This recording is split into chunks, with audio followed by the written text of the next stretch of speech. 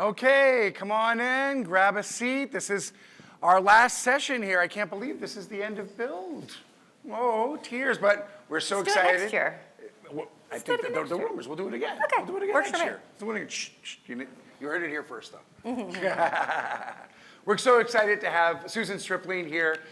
Susan has been doing photographing weddings, portraits, and theater for over 20 years. Our paths have crossed at some of the top trade shows. She has been inspiring people at shows like Mystic Seminars, WPPI, PPA, and now Bild Expo. Yay! And Susan's also the founder of the wonderful educational program, the Wedding School. I'm sure she'll learn more about that as well. And a local Brooklynite. I am, yeah. So I like that. Except I live part-time in Baltimore now, so. Okay, we'll talk about that. It's a whole later. thing. We'll discuss that later. All right, so folks, let's get things started. Let's give a nice round of applause to Susan Stripling, Tips for Wedding Photography. Yay! Okay, sorry, you're catching me at the last part of the last day, so I'm real punchy. And I also slept for 13 hours last night, so I am very awake. I'm a huge introvert, so coming to conventions, I can stand up here and talk to thousands of people and I'm fine. The second I step off the stage and talk one-on-one with a person, I get all nervous and weird. So I got so nervous and weird yesterday that I slept the entire night. Nothing about it was cool. I also, last night, went and saw Back to the Future on Broadway, which was freaking awesome. So like I'm up here being a commercial now for Back to the Future Broadway. There's a car, it even flies. It was great. All right, that's all you need to know. I'm obviously here to talk to you about tips for wedding photography, since I'm hoping this is what you're seeing. Okay, good, that's what you're seeing. Being a New York wedding photographer, I've been here, he said I've been a wedding photographer for 20 years, and that's not quite true, it's 23 years, which just feels older and older. And it's really nice to be back in the Javits, because this is exactly actually where I got started as a wedding photographer. I was working on like 34th and 6th. I had just gotten out of college. I was a receptionist for like a weird commercial media company that even after working there for like 6 months, I still wasn't quite sure what they did. And one of my colleagues that I worked with was like, oh, there's this thing called Photo Plus. It's like this big photo expo. It's over at the Javits Center. And I was like, what's the Javits Center? Because I just moved to New York. And I ended up coming over here with him and getting like a day pass to go walk the trade show, and stumbled into a couple of wedding photographer talks. And that's how I started my business. So coming back here to the Javits is always very soft and lovely to me, except maybe next time like just a bit more air conditioning would be cool. So who am I? Humorously enough, if you saw me yesterday, I was wearing the exact same outfit that I was wearing in this photo, because all I wear is jumpsuits, and that's just where we're at in life. It's put together without having a defined waistband, and I don't have to buckle anything. It's great. Like I said, I'm a Brooklyn photographer. I split my time between Brooklyn and Baltimore now, because my kids went to college, I had a midlife crisis, and moved, as you do. My cost of living went down 70%, no regrets. But my studio is still in Gowanus in Brooklyn, so I still do have a physical space here. I mostly photograph weddings. That's about 75% of my income. The rest is engagement sessions for clients who might be getting married somewhere else, but they're vacationing in New York. So I shoot a lot of that. I shoot a lot of elopements. New York has a huge elopement market because people come from all over to get married here. I also do some headshots. That's what my studio is for. And I do various other theater and portraits and some commercials. Sometimes I shoot food. I will basically photograph almost anything that people give me money to photograph. I believe that, yes, you should specialize. That's always a lovely thing, but I also don't believe in having all of your eggs in one basket. So 2020 definitely taught me that when I went from having 36 weddings to having 4. So that was real fun, and I don't ever want to do that again. One of the things I just kind of want to get out of the way at the beginning, because this is a business class, right? We're going to talk about business. But I think that it's always nice whenever you're talking about wedding photography to just talk about how important it is.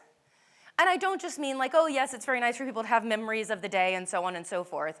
But I just can't help but think of like, someone that I dated in the past was at a family reunion, and they had found photos in the attic of like their great-great-great-great-grandparents on their wedding day.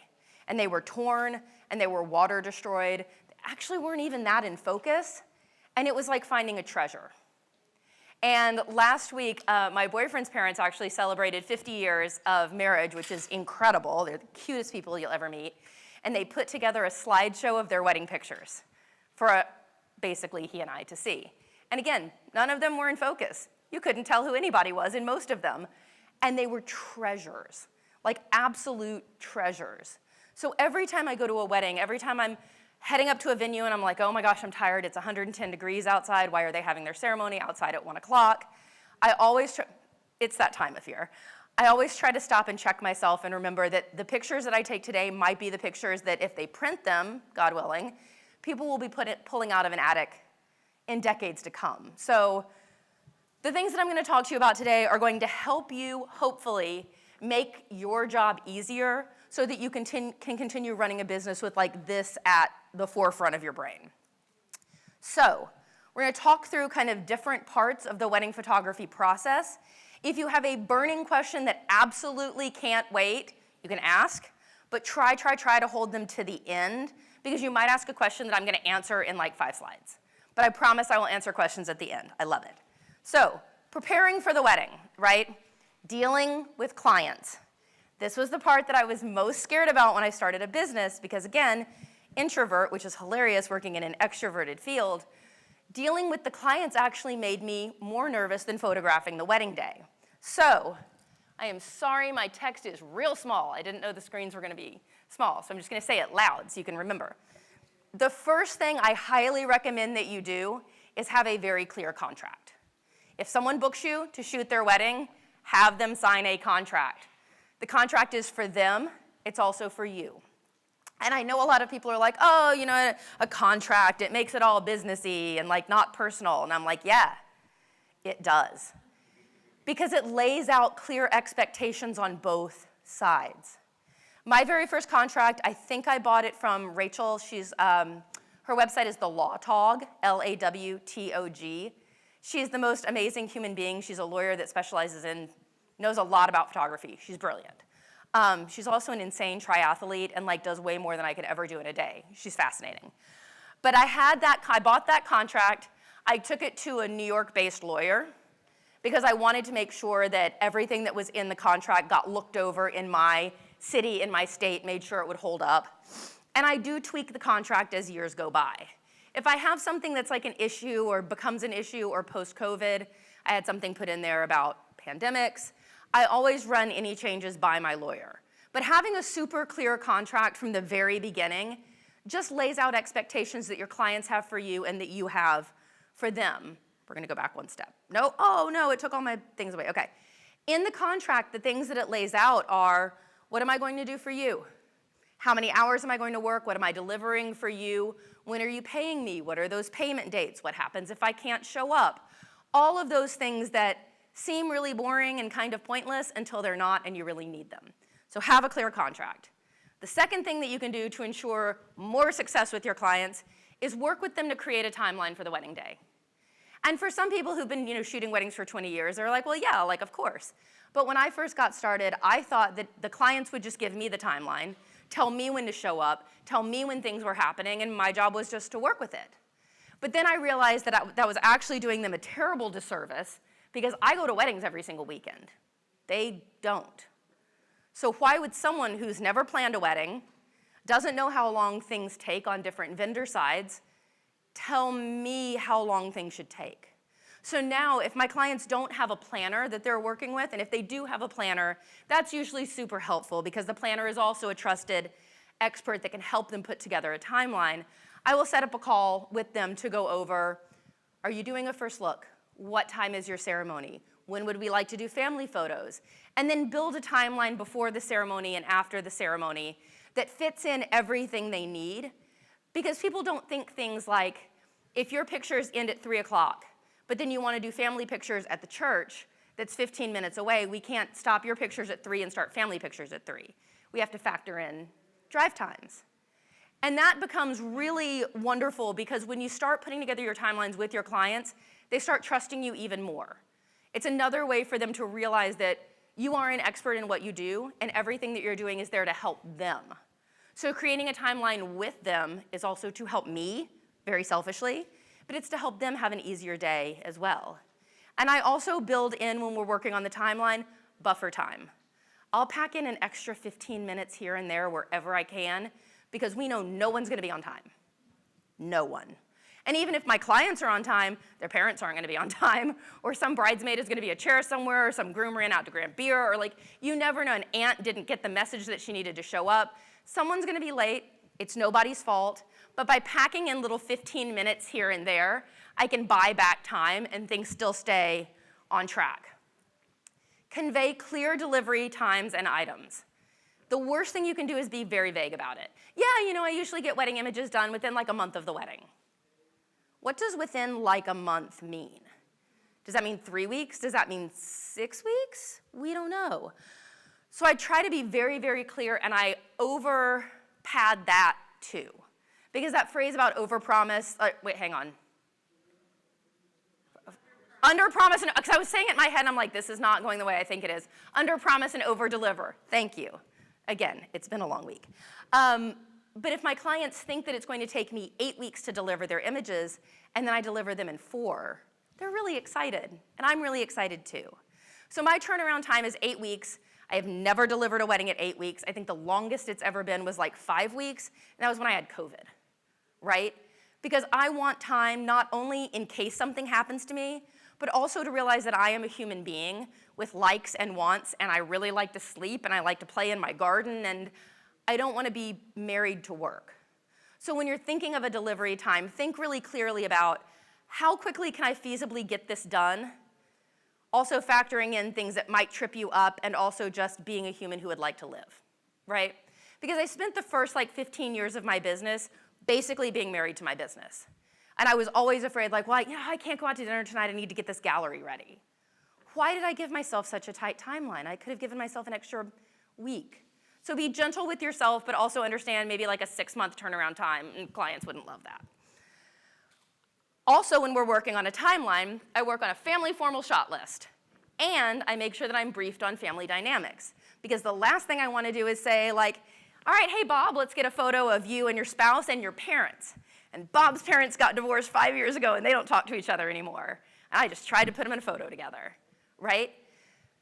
The first part of it, working on the family formal shot list, is also logistically important, because back with that timeline, I want my clients to be able to tell people where they need to be and when.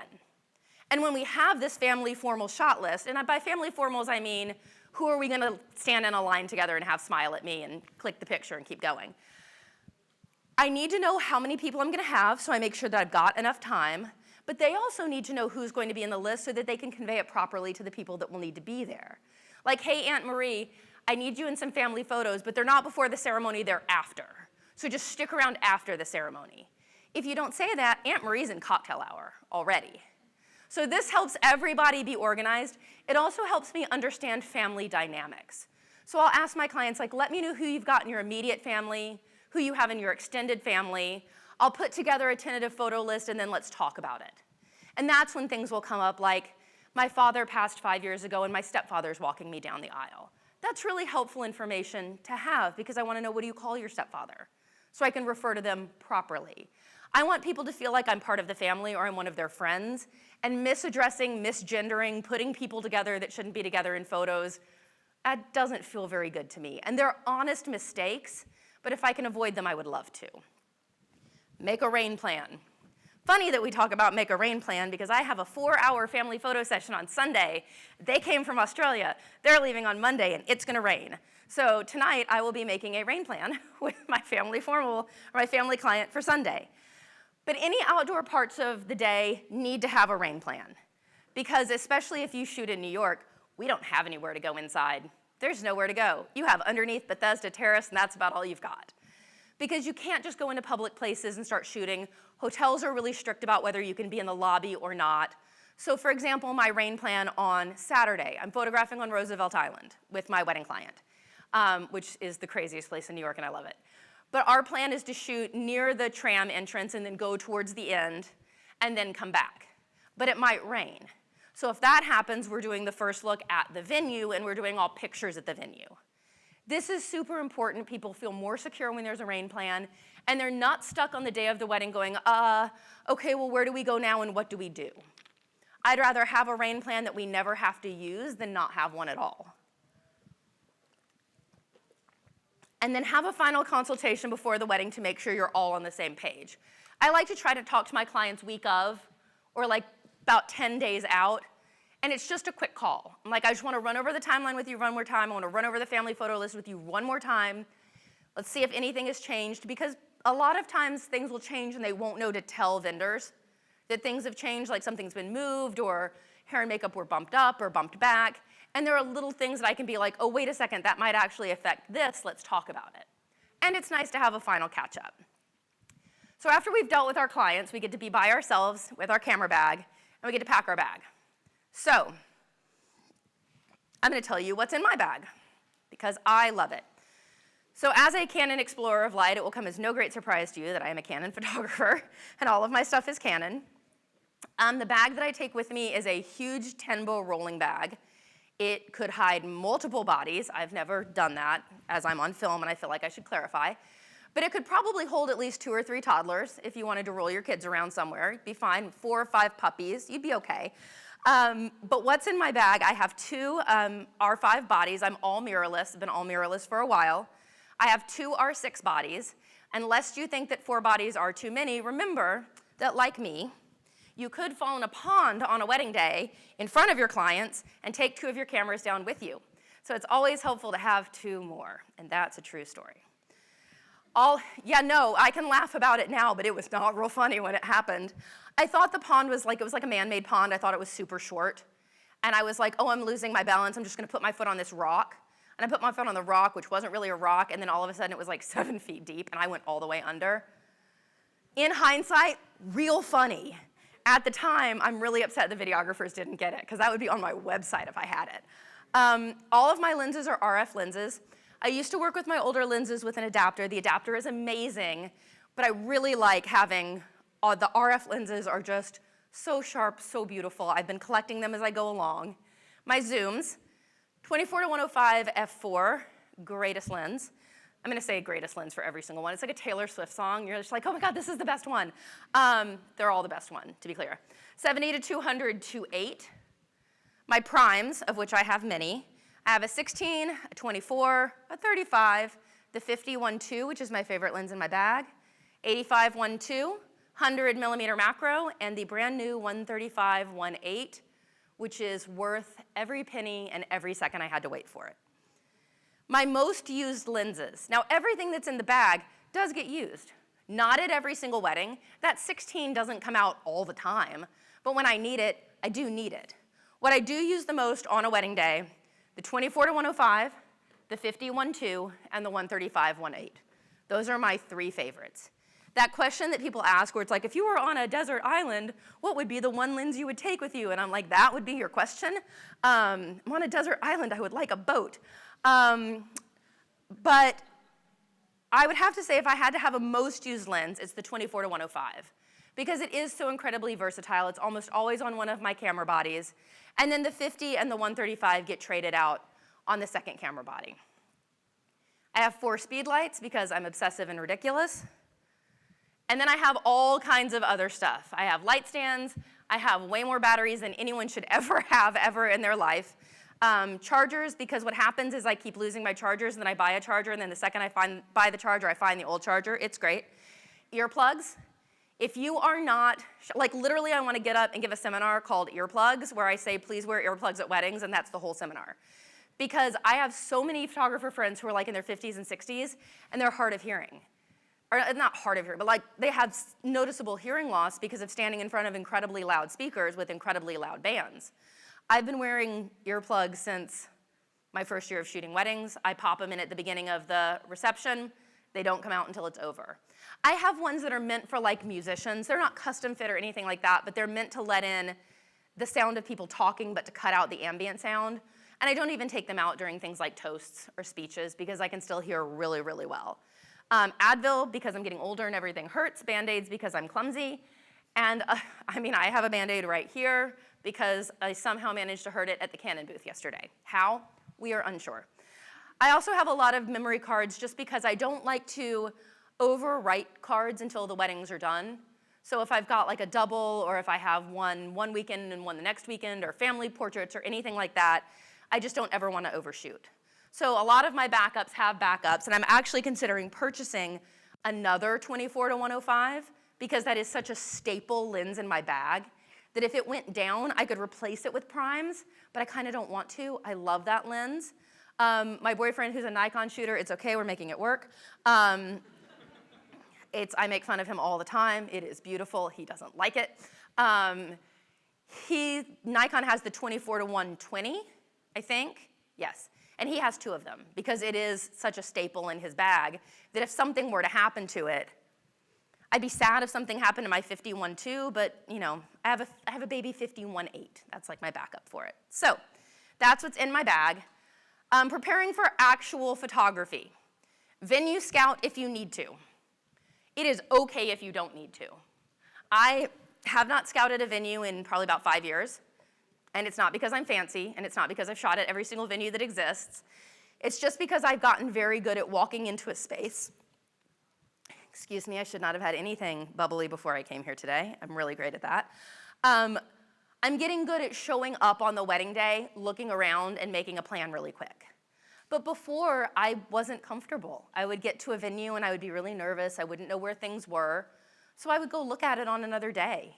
Even just to see, like, okay, to walk from the getting ready suite to the ceremony, where is that? Like, there's a venue in Montauk in Long Island that I still keep getting lost in. I've shot there like 3 times because it doesn't connect together. It's Gurney's in Montauk, if anyone has ever been there.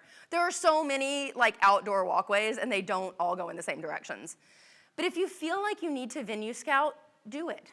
You don't have to go with your clients, just call up the venue, ask if you can come walk around. If it makes you feel more comfortable, absolutely do it. Go twice if you have to. There is no hard and fast way that you have to do any part of wedding photography. You have to do whatever makes you feel good when you show up on the wedding day. Engagement sessions. My boyfriend, also again, the aforementioned Nikon wedding photographer, has an engagement session in every one of his packages. He loves it because he gets to meet the clients in person before the wedding day. He gets to see what they're like in front of the camera, and it makes his experience of photographing them on the wedding day better. I have a very opposite experience with that. My engagement sessions are not in my packages. They're separate. I have a lot of clients who don't want to do them, or they don't live here, and they're coming here for their wedding, so trying to do an engagement session doesn't make a lot of logistical sense. And I don't ever want anyone to have to do any session that they don't want to do, like, oh, we've got to go do this engagement session, we put it in our package, I guess we must. And I haven't noticed any difference between how I work with them on the wedding day, whether I've met them before or not. How you are, I have no idea. If you think that an engagement session really helps you connect with your clients, absolutely 100% you should do it. But you don't have to, or you can. Again, it's another one of those things in business that if it makes you more comfortable and therefore makes your clients more comfortable, absolutely consider doing that. Charge your batteries way beforehand. Way beforehand. Or else you're gonna be me on a Friday night sitting in your living room with like 17 different chargers plugged in, except the one charger that I can't find because I think I put it in the car, but I'm not sure where it went. And then just charge them on a Thursday, like seriously. And have a system for how you charge them. I used to have, when I lived full-time in Brooklyn, I had made this like charging plate, right? Like I took a tray and I got these power strips and I Velcroed them down and every charger had its space, and then I moved and I don't know where it is. I lost 2 things when I moved. I lost my charging thing and my Harry Potter sweatshirt, and I have still never found either of them. So I haven't yet made a new charging tray, and I'm actually really sad about it because right now all of my chargers are in, I'm gonna guess, an old Free People bag in the trunk of my car, which is not, don't be me. Make sure that you have enough memory cards. Have one place that you keep them, make sure they always go back there, and have a system for knowing which ones you've shot and which ones you haven't. When I've shot a memory card, even if I've downloaded it, if I'm not ready to use it again, it goes in my memory card wallet, flipped upside down. So if I see something with the back of it sticking out, I've shot it, don't use it. Run through the timeline and prep your notes however you need. Some people like to print them out and put them in their pocket. I like to put them in a note on my phone. So, and I'm a Mac user with an iPhone. I create a note, I have a note template, and I duplicate it for every single wedding that I do. And it's got client contact information, the timeline, the photo shot list for like families and groupings, any important notes that we need to know, the names of all of the family members, and then you can share your note and make it editable. So whoever's going to second photograph with me or be my assistant for the wedding day, I will share the note with them so that in real time, if we're checking things off on the family formal list, it's updating on both of our phones. So it's super helpful to have. I have also learned if I print it out, I will lose it within about 5 minutes. And I also, because I have sensitive information in there about people who don't talk to each other or awkward family dynamics, I don't want that to get picked up and seen if I leave it somewhere. It's not like I'm writing in there, I hate these people, that's not where this is going. But I don't want my little internal notes that I have with my clients picked up and found. So keeping it on my phone, keeping it in a note makes it really easy to me. And if it's a very complicated day, I'll screenshot the timeline and make it the cover photo of my phone. So all I have to do is look at it and put it away. On the wedding day, it's all about staying calm, literally all of it. I'd like to tell you that it's all about taking amazing photos, but that can't happen if you do not calm down.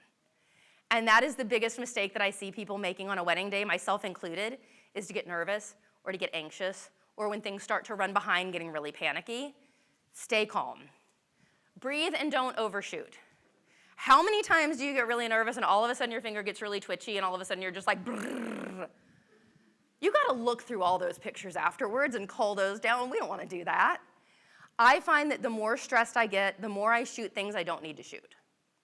And if I can just stay present in myself, then I'm calmer and more observant.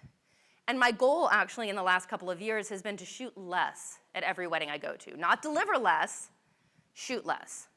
So I tend to deliver somewhere between 800 and 900 final images to a client for a long wedding day. And that's usually by myself. I don't often have second photographers. I work by myself a lot with an assistant, but I shoot the whole thing by myself. And I used to come home with 4,500, 5,000 images from a day and deliver around 800 or so.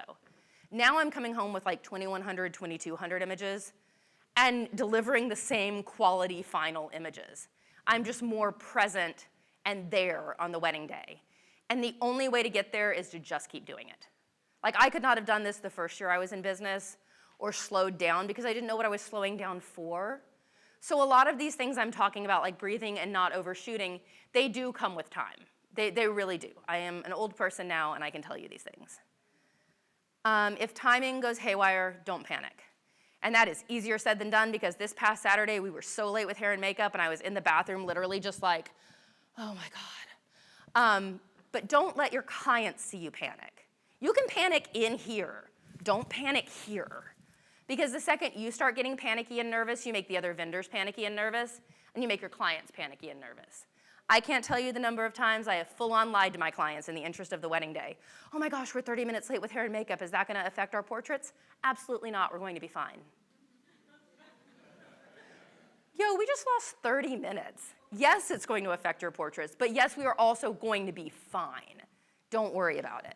Don't panic. All you can do is all you can do. And I repeat that to myself in parenting, in life, when I was trying to buy a house. All you can do is all you can do. I cannot change the fact that hair and makeup are running late. I cannot change the fact that the couple had a fight at their rehearsal dinner and now they're sort of salty with each other. I can't change the fact that it's raining. All I can do is be calm and present and do my absolute best. Refer to your timeline and checklist as much as you need to. Consider bringing an assistant to make life easier. I always have an assistant with me. I'm not allowed to walk past this mark. So when I get over here and I'm going back this way, I promise I know how to walk, I just don't know how to stay within the bounds. I have always brought an assistant with me. My assistant does not photograph much of anything. They help me keep my camera straight, they change lenses for me, they change batteries for me, they drag my gear from one place to another, which if you're shooting in Manhattan is super annoying because you're not gonna have your car. It's gonna be in a parking lot that you're gonna pay $150 for later, and you're not gonna be able to get back to your car. Being able to shoot in a venue with a parking lot is a dream that I think most people don't understand how beautiful it is. So my assistant carries things for me. They do really important things like make sure I drink water and eat food. And also at certain parts of time of the day, if I do need a second viewpoint with a camera, they will help. Like a tight ceremony when it's really hard to move around, I'll have an assistant shoot a little bit. Or cocktail hour. If I have to be photographing the room and the decor as it's going up, I'll send them in the cocktail hour to photograph guests mingling. But for the most part, it's a non-photographic position. Also, bring a second photographer if you need to. I have a second photographer on my price list. It is an add-on. It is not included because I started this business just by myself. I learned how to do photography just by myself. When I got started back in the olden days, second photographers weren't really a thing. It was just your photographer and maybe their assistant. And so when I moved up here and second photographers got more popular, I was just like, oh my gosh, do I need one? And yes, they do make my day easier. If I have a second photographer, if a client has added one on, I have a second photographer this Saturday. It will make life easier because the bride and the groom are getting ready in very different places. I can't really get back and forth between two places really easily, and it doesn't work with the timeline, so we added on a second photographer, great. But do you want to structure your business in a way that means that you always bring a second photographer? Maybe. If that makes your work better, if that makes you calmer and more present, that's something you can absolutely consider adding onto your business. Be prepared for anything, anything. And experience takes time. And this is like, I remember when I would go to like WPPI, right, like 20 years ago, and I'd been in business for like 5 minutes, and I was like, I can hack experience, I can get around it, I can figure this out. I mean, you kind of can't. Because what is it Malcolm Gladwell that said that you had to do like 10,000 hours at something before you even got okay at it? That's exhausting. I'm currently at that right now with going to the gym, because I'm like, well, I'm terrible at it, I may as well just not go. Or I could have been going this whole time, building up my 10,000 hours. I think I have like 1 hour, and it was just walking on the treadmill. And it was like 6 weeks ago, so that doesn't count. But experience in anything takes time. The things that experience will bring you and the things that I focus on the most are knowing your bodies and lenses inside and out. If you are not thinking about your exposure triangle or your off-camera flash or, okay, do I need to go up with ISO or down with shutter speed or where am I going with this? Once that becomes very intuitive, which takes time, it gets so much easier to photograph on the wedding day because you're not thinking about your settings, you're just shooting.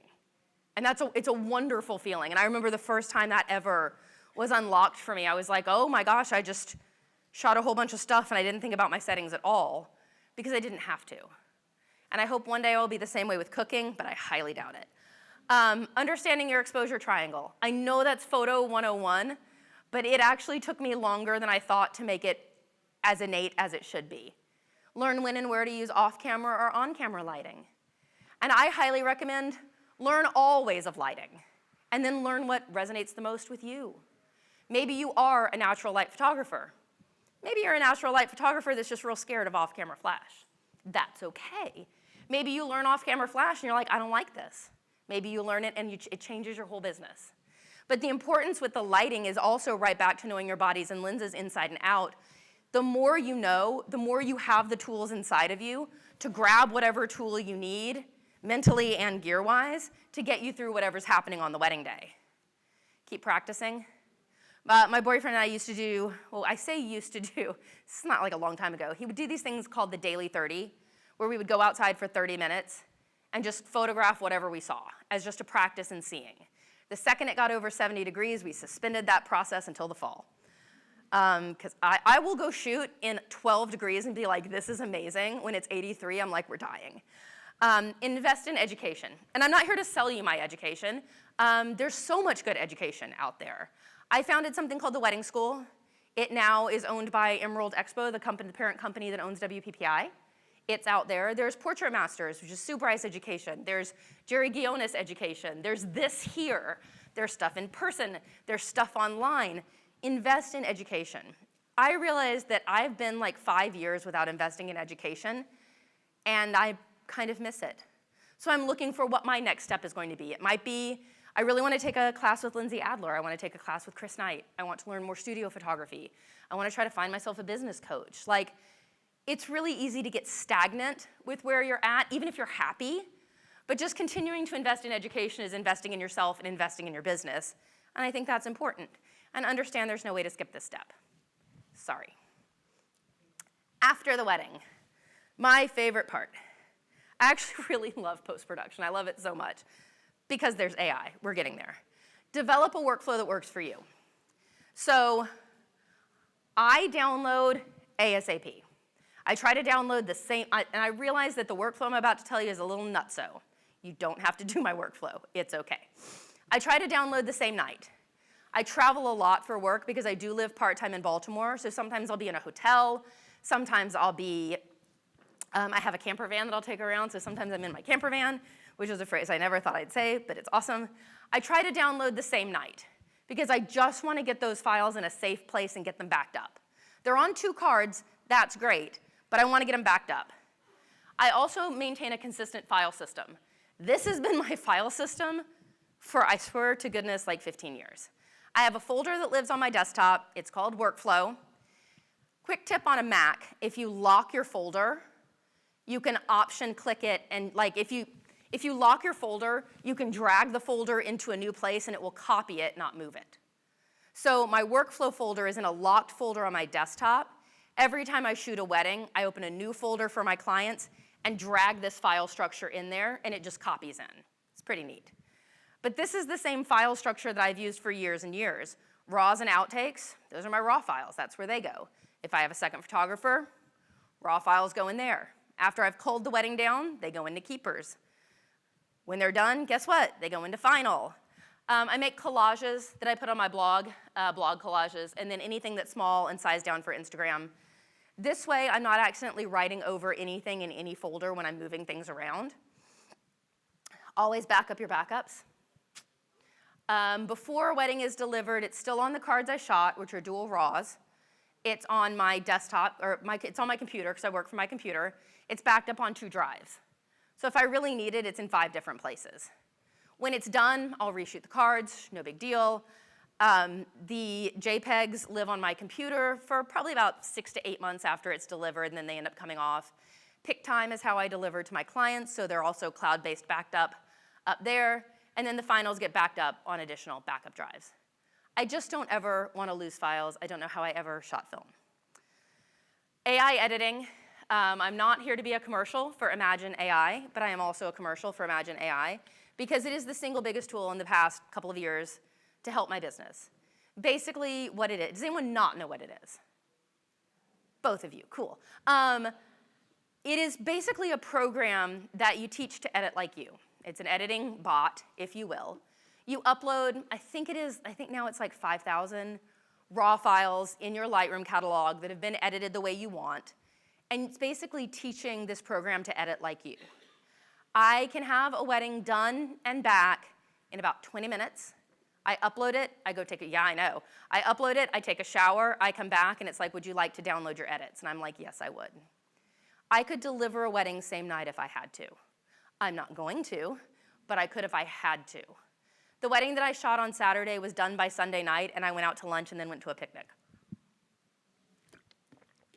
I also cull the same night, if I can. That's another thing that's made my workflow even faster. If I can't cull the same night, I'm going to cull the next day, because if it gets any farther, my brain is Swiss cheese, and I will not remember what the wedding is like. But the closer to the wedding that I can actually cull down the images, the faster I can cull the wedding because I remember it really well.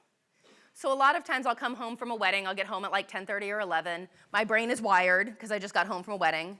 I'll download, I'll start looking through, I'll cull, I'll upload the images to AI, and then I'll go to bed. And then when I wake up in the morning, they're done. They're pretty much done. I'll go through, I'll tweak anything that I think needs tweaking. I duplicate everything and make a second set in black and white by clicking the button that says black and white, and then I'm done. So part of my thing with business is I let my business run my life for so many years that I'm trying to figure out how can I continually deliver better quality and give my clients a better experience and better images without compromising my personal life that I've fought so hard to have. So I want to be able to take a day off if I want to take a day off. My partner and I went on a road trip for an entire month earlier this year because all of this stuff was so locked down. So developing a workflow that is nice and quick and efficient for you is so important, because then it takes you out of that part that none of us want to do, which is sitting with our raw files, and get you back out into the world living your life and photographing. Have a system in place for client image delivery before you take your first job. That's really just as simple as figuring out how you're going to give your images to them. I use something called PicTime. There are dozens of options out there. Zenfolio, Shootproof, CloudSpot. There's a lot of different ways you can deliver your images to clients. I just really like how PicTime looks and works. And then back up your backups again, in case you forgot. Some final thoughts and tips. I don't even remember what's on this slide because I had to turn it into B&H a week ago, so this is going to be a surprise to me as well. It's the random stuff. Off-site backups. After I'm done backing up everything, my stuff lives on hard drives and then it lives in the cloud. So one of my off-site backups is PicTime. It lives up in the cloud. But when I'm done with my drives and I retire my drives, one of them lives at home with me and the other one goes in a lockbox that's in my studio in Brooklyn. So if something happens to burn down, they're somewhere else. And if both of my places burn down at once, I'm probably done something wrong and really made someone mad. But they're still in the cloud. Another random thing, wear good shoes or change them throughout the day. If you are looking for the perfect wedding shoot, it doesn't exist. I had a podiatrist tell me that the best thing that you can do is change your shoes midway through the day. So I wear these shoes every day of my life. They are Blundstones. They are lug-soled Blundstones. They have a really hardcore soft interior, but it's structured like a work boot. And then if I get tired at the reception, I change into Hoka all black sneakers, and no one cares. So change your shoes, otherwise your back's gonna hurt. Bring snacks, and then bring snacks for your snacks. Make sure you don't need permits. This is something I really only run into in the city, but a lot of times I did not know until I kind of almost screwed this one up that in Central Park you don't need a permit to be anywhere except the conservatory garden. You have to have a permit. I did not know that until on one day we tried to show up at the conservatory garden and they said, you cannot come in. And I said, uh-oh. We don't ever want to be in that position. So if anybody ever wants to go anywhere off-site or anywhere else for photos, you just want to make sure you're cool to be there. Do you need to think about parking? For those of you who do not live in New York, the answer is that's ridiculous. We park at the venue. For those of us who do live in New York, I try to figure out where I'm going to put my car beforehand. If I'm going to be, I like to be in my own car. I like driving. I like the security of my own vehicle. I'll try to figure out, is there valet? Is there a parking lot nearby?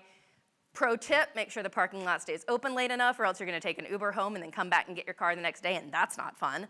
Sometimes I'll Uber in and out if the wedding's really complicated, but just give thought to where you're going to be, where your car is going to be. If you're going to start at one place and end at another place, how are you going to do that? Something you need to think about. An app that you should download right now for your phone is called PhotoPills. What it will basically do is give you augmented reality lighting. So if I'm outside and I'm like, okay, the sun is over there and it's 5 o'clock, where would it be at, it's noon, where is it gonna be at 5 o'clock? Is it gonna be behind those trees over there so I can shoot family photos here? You can click on the AR section of PhotoPills and hold your phone up, and it will show you with arcs across the sky where the sun is gonna go and exactly where it will be at what time of day, and you can even turn around. And I've done it so many times to be like, okay, later I kind of want to do family photos on this patio, but will the sun be gone? And I can hold my phone up and it can be like, oh, by that time it's going to be behind those trees. And there's no guessing. Know who the other vendors are, especially videographers, on a wedding day. I always ask my clients, who are your other vendors? Are you working with video? Because if they're working with a videographer, especially one I don't know, I just always want to reach out beforehand and be like, hey, I want to make sure I'm not inadvertently a jerk to you. I know you don't want to be a jerk to me. Let's talk about boring things like where you stand in the aisle for the ceremony and how you like to set up toasts. Because I just want to make sure that by the time the day rolls around, we don't have super different working styles so that we can be on the same team. Does anyone have questions? I realize that really abruptly stopped. Yes, yes. Thank you, Susan. We've covered everything from experience to shoes and everything in between. I know, I love it. We've got a mic coming around. Yeah, So this guy's hand went up first. Yes. So, oh, nope, it's back there. Go to town. Hi, great talk. My name is Tony. I have two questions. Hit me. One, you said that realistically you could deliver a wedding super quickly, but you wouldn't. Why Yes. why wouldn't you? Because I wouldn't want to set the precedent of doing that. Partly, like, if I shoot a wedding on Friday and I have another wedding on Saturday, like I'm thinking, towards the end of this year, there's one weekend that I have a wedding, and then I'm going to go visit my parents for a week, and then I come back and then I have another wedding.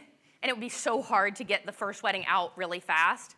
And also, what if I get sick? What if I don't want to? What if one of my kids gets sick and I want to hang out with them? Like, I don't think there's that whole thing of I want to make my clients wait a long time to give the perception that, like, it's hard. It's not. But I do also want to be realistic with myself. So I've been delivering at about 2.5 weeks right now. Would you finish quickly and let it sit, or would you finish quickly and deliver it as soon as it's finished? I finish quickly, upload it, and then schedule an email to go out like a week later. Because I also want to give myself time to drip out previews, because it makes clients really excited when the previews are coming and the previews are coming. And also, within that first week after, they're usually on their honeymoon, and I want them to see them when they get home. So that's sort of how I do it. Cool. Do you have a second drive for the backup in your Brooklyn studio, or do they go on all one drive? Like, do you have a separate drive per wedding? Yeah, well, when I back everything up, it all goes on 2 drives. And most of the drives stay at home with me until the wedding is done, and then the drive is full. And that's when I'll archive them in 2 separate locations. But Awesome. Until it's done, I do know that there is an online backup. And if my house burnt down and took everything with me, it's still online. And now Imagine AI is doing cloud-based backups as well. So they'll be backed up in 2 places. Cool. Thank you. You rock. Of course, thank you. Woo. I used to try not to be really weird when I did my talk, so now I realize I'm just weird. We're just going to let it out. I didn't try to convince you all to get more pets or houseplants, so I'm doing really good today. So with the editing software, Yes. Another one of my friends who's a photographer said this because they do the 5,000 sample. Yeah. How accurate is it? Like, if you saw it, would you know it's your photo? Yes. And then how much, do you have to do any additional editing or tweaking, or just minor tweaks? My stuff is minor tweaks, and it's because right now, a lot of times for photos of the couple or family photos, I'll do a mask where I'll select the background and bring it down half a stop, just to make more work for myself, honestly. Nobody can notice. Just those things we do where you're I see it, but I know that I'm the only one who sees it. And right now, Imagine doesn't do that specific kind of masking, so I'll go in and do that. But if I wasn't doing that, I could just straight up take it. Now, when I got my first 5,000 back, I had to tweak it a couple of times because there were certain situations where it was we don't know if you want it to be a silhouette here or if you wanted it to be properly exposed. And I'm well, actually, in the moment, I didn't either. So had to teach it a little bit more. I use really harsh gridded light for toasts. And it was how do you want us to handle this one? And I had to teach it. But it was even the first time I got one back, it was less than an hour to get the wedding tweaked and out the door. It is, I don't want to say a miracle, but I'm shocked at how well it works. Because if you think about it, you're teaching it what you do and then teaching it to replicate it. It's ridiculously amazing. Next. So I'm assuming, yeah, it was me. We're good. We have time. I'm Not in a assuming hurry. the 800 photos that you end up giving, Yes. you choose them Yes, yourself. I do. So when you upload them to image, it's already chosen. How Yes. long does it take you to choose them? About an hour at the most. Wow. Listen, I know that culling is something you're either really fast at or it takes a whole day. There's not a lot of in between. My poor boyfriend, who hates culling more than anything, always trying to talk me into culling his stuff. I won't do it. But he's over there slowly picking, and I'm I just got faster and faster at it over time, and the less I was shooting too, I wasn't looking at 6 images in a series and trying to pick the good ones. I was looking at 2. So that definitely helped. But I've always been very grateful that I'm just very quick at it. Who'd they give the mic to? Hi. Okay, hey. Hey, it's kind of related, but Sure.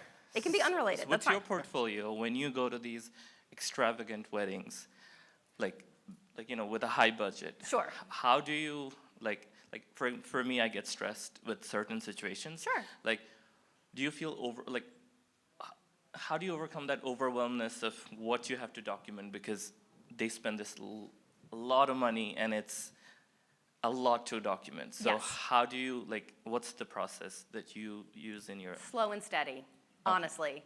I try to remind myself that even if they spent a ton of money, it is literally no different than my clients who got married in their backyard. They just have more stuff. And if it is something that feels like it's going to be overwhelming in terms of decor and detail, and also I don't shoot super high-end weddings. Like for the most part, they're New York level, I'm actually consider mid-priced, which we're trying to fix that. I'm doing a new website redesign. I'm having a whole midlife crisis. It's a thing. That's another talk for another time. But I just try to, in my head, make a list. Like, okay, I know that they're gonna have this extravagant cocktail hour set up and this extravagant, like, this is the reception and then this is how this is gonna be set up. Okay, let me look at the timeline and then be like, okay, I need to make sure that I have enough time at the start of the day. There's gonna be a ton of details. They're gonna want me to do a flat lay of the invite, which is not my thing. But do I have enough time to do it? Yes, the first 30 minutes is set up for details. That's all I'm gonna think about. We're gonna put the blinders on and we're just gonna think about details. So it's literally, it's the same way that like, if my day doesn't have some structure, I tend to get really stressed because I'm a little ADHD and I don't do well with unstructured time. That's a fun thing I realized about myself recently. Again, another talk for another day. But if I have scheduled blocks to document certain parts of the day, then all I think about during those blocks is that. And if there's something that I miss, I write it down. Like, oh no, I didn't get the bride's bouquet by itself. I'll write it down, I'll go back to it later. Or I'll have my assistant help me do that stuff too. And just slow and steady. thank you. Of course. Of course, it's easier said than done. Like, I have had full-on panic attacks, but I'm up here trying to be a professional, so. Oh no, go for it. Be loud, do it. Yeah. If you're not working with a wedding planner, Yes. how do you wrangle the people for formals? Do you do prints and you work it into a different contract with prints? And do you ever have an insurance certificate for a venue? Yes, we're gonna go backwards because I'm gonna remember it. Almost all of venues these days are asking for insurance certificates. Have you guys noticed, like, since 2020, there's like everyone wants a COI? I have no problems with that. I have a studio manager. She mostly exists to get COIs for venues and make albums and do print orders for past clients.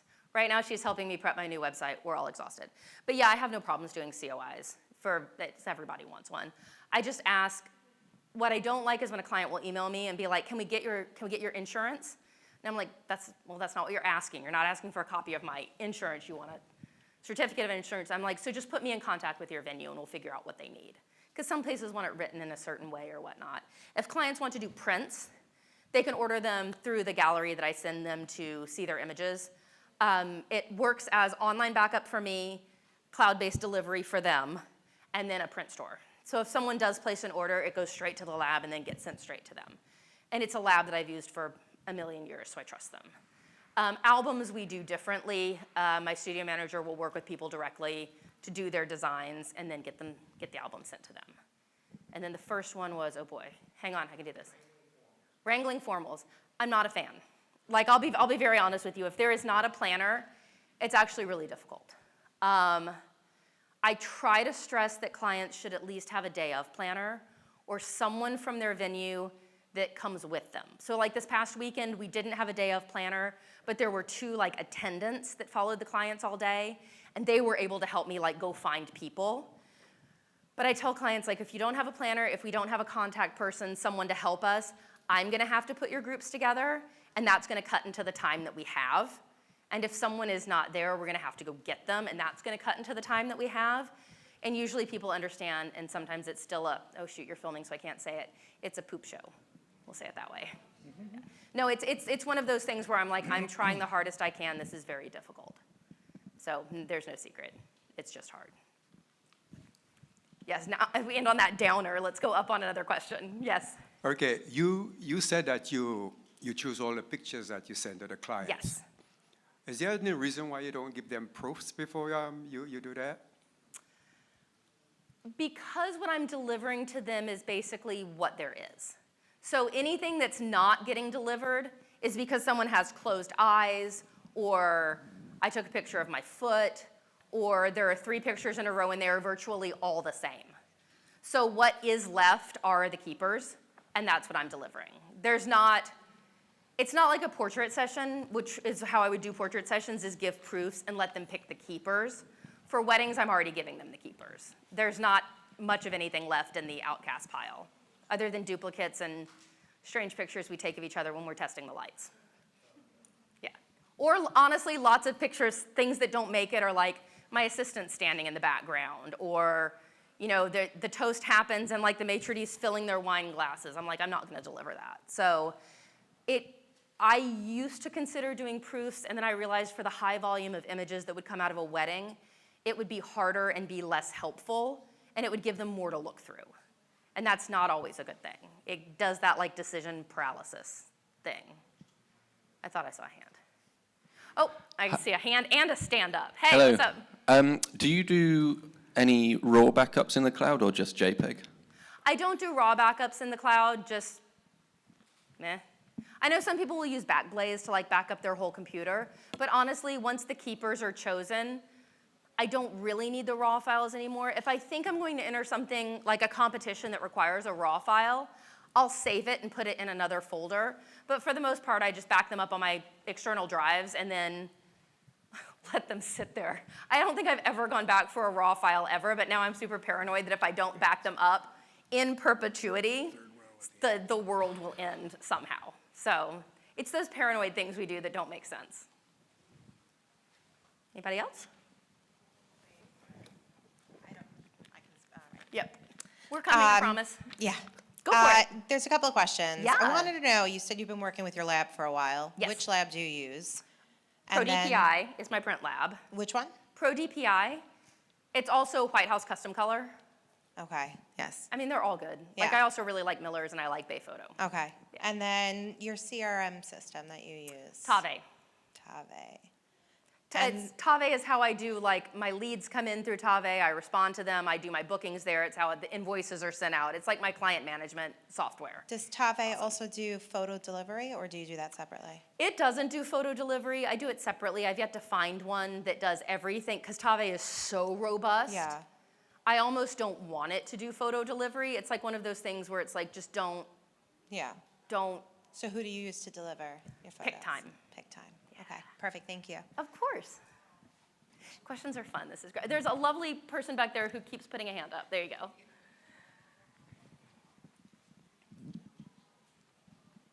So just a question about your post-production. Of course. I always struggle with that. I do a lot of weddings a year, and right now I'm like just swimming in data, and I don't know what to do with it. So for you, it was off of this gentleman's question. How long are you keeping your RAWs for? Does that give you anxiety knowing what if there was a photo 6 months later, the couple's like, oh, I was going through my gallery again, and there's this one photo of my uncle, and now you don't have it because you deleted the RAWs. So what's your comfort level with deleting your RAWs, or I don't know if you use Lightroom, but your catalogs? Because at this point, I would love to just wipe everything except my final edits, but I'm so scared to do that, but I'm swimming in data. Just put it all on backup drives. That's a lot. Honestly, that's where my raw files live. So how long do they stay there for? For a while? I'm like, that's not my computer. I was gonna show you, but that's not actually my computer. So I usually go, and this is not a scientific way of doing it, but once I realize that my storage on my laptop is getting really low, I'll go back and start deleting the raw files from like the weddings that I've still got on there. But I don't worry about it because I know that if I really did need those raw files, they're on 2 separate drives. But legitimately, in 20-something years of being in business, I have never gone back for a raw file. Have you ever had a client that did come back months down the line and ask for something? Because that's my Yes. thing, is I do want to start deleting them, but I'm like worried about that one client. I tell people if they come back and they ask for something, I'm like, everything that is a viable file has already been delivered, and there just isn't anything else. Because it really is legitimately what's sitting in my outtakes folder is light test pictures, pictures of my feet, exact duplicates. And if it's not there, it doesn't exist. Makes sense. So I put them all on backup drives, and then I put them in a Pelican case, and then I look at them. And that's pretty much what happens. Thank you. Of course. And honestly, if you guys all leave and then you're like, wait, like I'm on the subway going home and I have this burning question that I forgot to ask, my email is susan@susanstripling.com. It's not hard to find. You can always ask me. Or you can Instagram me, but that takes longer to respond to. Hi. Hi, all right. Are you here to cut us off? I think we're pretty good, right? Do we feel Okay. good? Thank you. Thank you again. Thank you for helping us Oh my close God, I down. love this.